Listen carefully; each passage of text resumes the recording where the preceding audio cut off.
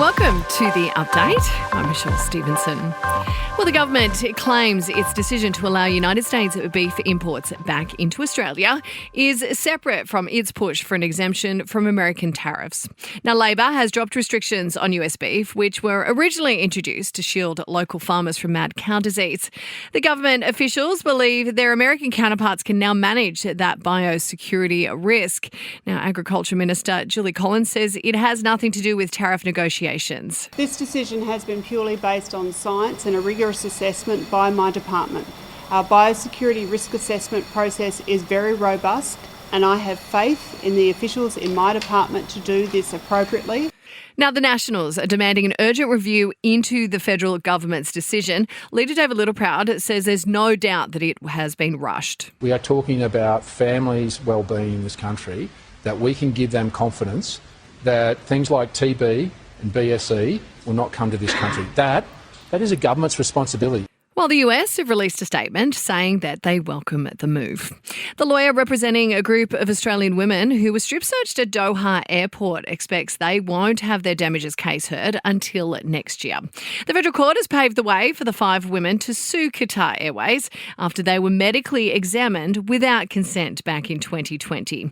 Lawyer Damien Sturziker says it's already been a pretty long journey for these women. Bearing in mind that this is an event that occurred back during the pandemic, in the midst of the pandemic, so we're talking now a long time ago. 3 million of Australia's lowest paid workers are a step closer to having their penalty rates and overtime protected. Labor has introduced legislation meaning businesses would be prevented from scrapping the worker entitlements in exchange for a higher base rate of pay. Well, a Queensland inquiry in the CFMEU will be expanded following cross-border underworld links. It follows allegations a gangland associate was paid $100,000 by a Gold Coast developer to strike a deal with the branch 4 months after it was forced into administration. And researchers have found 7,000 steps a day is the perfect target to protect our health. Many people aim for 10,000, but a study's found significantly less is beneficial. Sport and entertainment are next. To sport, Nick Kyrgios has lashed out at Yannick Sinner after he announced high-performance coach Umberto Ferrara has returned to his team.